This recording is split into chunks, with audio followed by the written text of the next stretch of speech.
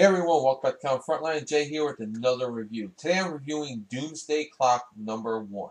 The title of the issue is That Annihilated Place. It is written by Geoff with art by Gary Frank, colors by Brad Anderson, letters by Leigh, and cover by Gary Frank and Brad Anderson. The clock is ticking and the end is here. DC's next big event, Doomsday Clock, kicks off here with the world of Watchmen and the DC universe are destined to collide. Warning: this review will contain major spoilers. If you have not read Doomsday Clock #1 and do not want to be spoiled, please put this video in your to-watch list and come back after you read it.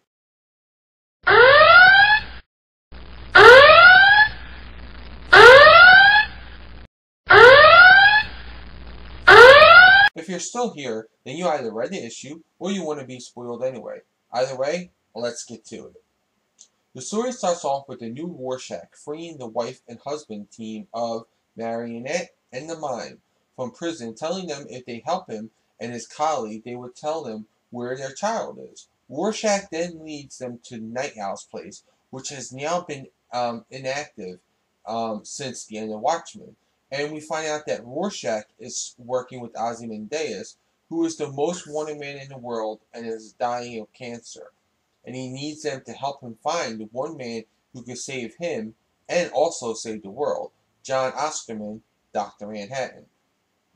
Then we have a little backup story that starts off with Lois and Clark sleeping as we see what Clark is dreaming about. He's back in high school where Mom and Pa Kent are dropping him a dateless Clark off at his senior prom. As they head home, they discuss how worried they are for him just as they crash the truck. Just then, Clark wakes up to Lois calling his name as he is floating above the bed.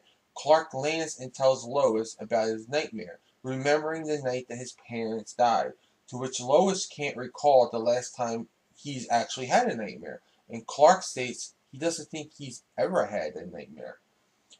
This new Rorschach is interesting, and I'm curious as to see who is it beneath the familiar mask, because all we saw was his hand that showed that he was a different Rorschach.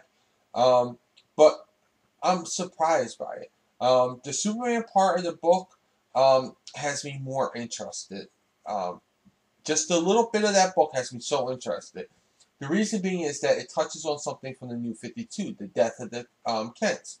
This is something that we've never really explored yet, and it's something a lot of longtime Superman fans like myself has wondered why it was even kept when they brought back Superman from the pre-Flashpoint continuity. But it also plays off my suspicions that perhaps Dr. Manhattan or Ozymandias, whoever is manipulating the new timeline, did this to weaken Superman, or at the least to see how far they can push him. When you think about it, Superman is the most powerful hero in the DCU, as Dr. Manhattan was in his. Maybe this is an experiment to see what it would take to make him give up his humanity, as Dr. Manhattan did. Could also be a coincidence, though, but Geoff Johns could be playing off the connection of the names between Dr. Manhattan's real name, which is John, and someone who was taken from Superman's life while another one was added, both by the name of John. This could be reaching for me, but Geoff Johns, you never know. So the story was great, and it gets 4.5 stars. Like I said in my spoiler-free review, the art is great and does a great job of invoking the Watchmen from the art to the panel layouts, adding to the nostalgic feel that brings you back to the world of the Watchmen and gets you even more invested into the story. I did the art 5 stars. Overall, this was a great first issue, and it's not only lived up to the hype before its release, but it has increased the hype for me. I cannot wait for issue number 2, 3, and 4, and so on. I want the story now. DC has kicked off this event in a big way, and I cannot wait to see where it all ends. I also like how they tied up some of the Watchmen story. You know, they're telling you where you are in the Watchmen universe right now. That was a nice touch.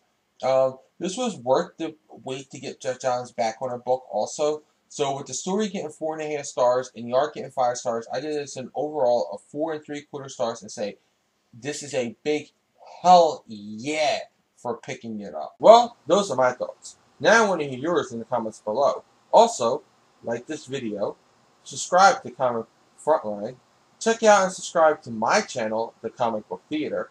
Check out comicfrontline.com, the site for previews, reviews, news, and interviews, along with fun, unique features with daily updates. Continue the conversation and join us on our Discord for free. Don't forget to like and follow me, The Comic Book Theater, Media Manus, and Comic Frontline on Facebook, Twitter, Google+, and don't forget to catch Frontline Live every Tuesday night right here on YouTube and download it every week on iTunes for free. I'll include all these links in the description below. Until then, I'll catch you in the next review.